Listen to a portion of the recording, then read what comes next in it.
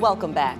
Today, you'd be hard-pressed to find a company, large or small, without a division devoted to some form of sustainability. Saving energy, protecting the environment, employee health and wellness have all become the norm in 21st century business practices. But in 1970s Metro Atlanta, a young, budding restaurateur was already applying sustainable practices long before it became in vogue or profitable. And for the past 40 years, he's evolved into an environmental advocate and entrepreneur. Today, Serenbe founder and president Steve Nygren talks about growing professionally while building a legacy in this edition of Executive Profiles. Let's go back to your youth in Colorado. Grew up on a farm 30 miles north of Denver. Farm family for generations, actually, from the time that Colorado was settled from the Indians. So you trip into the hospitality industry. While going to the University of Colorado, I had a summer job between my freshman and sophomore year in the resorts. And because I took a dark suit with me, I ended up being maitre d' when I started out as a busboy. Then after I came back that summer, I went down to apply for some of the maitre d' jobs, and humbly, after a few days of being turned down, accepted a job as a busboy with Stouffer's Food Corporation. But you moved up rapidly through the company. I was with Stouffer's for 7 years, only company I've ever worked for, and I started opening hotels for him. And I came here when we broke ground on the Stouffer's Hotel there at Linden and West Peachtree Street in 1969. Through that job, I kept coming back to Atlanta every month, and I realized this city was about to boom.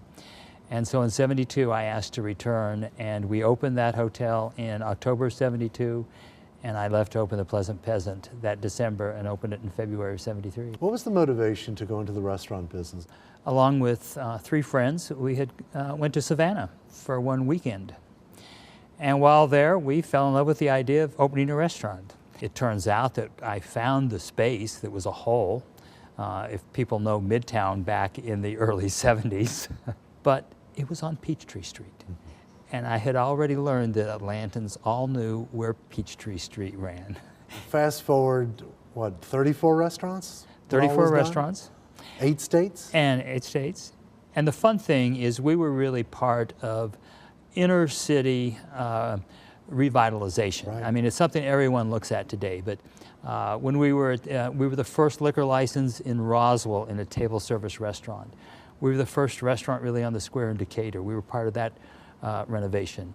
And then we move into today with Serenbe. And people I know said the same thing. What are you doing? Mm-hmm. Where are you going? Right. Has he lost his ever-loving mind? What was it that drove you to South Fulton and that property? Marie saw on the back of the Georgia Preservation newsletter that there was a historic farm for sale, and I called saying, we're not interested in buying anything, but we have 3 darling children and we're going to do an afternoon drive, and would you mind if we pulled into the farmyard and you have any animals? And of course anyone with anything for sale says, come on. Sure. And we arrived, the Shetland pony was saddled, they took us out on an open Jeep. Marie was sitting next to me going, oh, and we bought the farm. And I had no idea why, other than it was 20 minutes from Atlanta, all that open land, a good investment. There was a shack in the back, and Marie said, I'll fix that up in case we ever want to stay all night. And she fixed it up, and we went there every weekend. And that was my value shift. We had a great house in Ansley with pool, movie theater, anything I could buy those 3 little girls.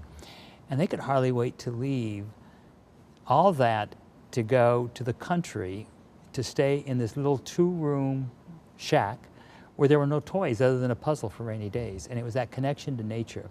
And that's where Marie came up with the name Serenbe.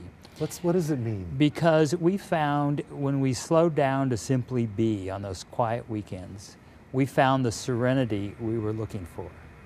And so she put those words together to be Serenbe, and that's what we called the farm. All of a sudden, one Monday morning, I decided that why do all this? I had an opportunity to sell the company, we sold the house, and I stepped off the treadmill, resigned from the boards, and we went to the country to raise our kids and have a garden and live the good life. Okay, and today, How big is it? How many people? How global is the reach? So it's amazing what happens. On a morning run, the bulldozer was bulldozing the forest next to us, and he told us that they were clearing the trees for houses. He thought he'd just been hired. And at that point, I was my first step out of retirement. I didn't realize it that morning. But we thought urban sprawl, all those things that I was running from, we felt the tentacles that they were going to come out and actually destroy the paradise that we'd found.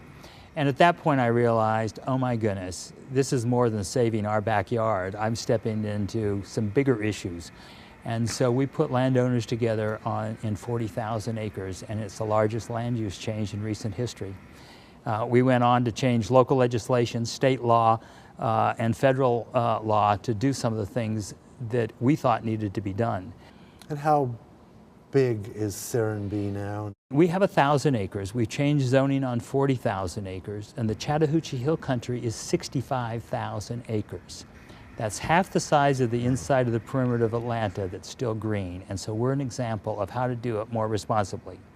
Today, Serenbe has disturbed 60 acres. We have 400 people living there. Schools, restaurants, an inn, shops, a farm.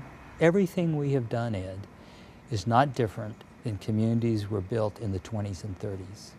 And somehow we've gotten so far away from that, both legislative-wise and socially. And I think there's a real return to some base values.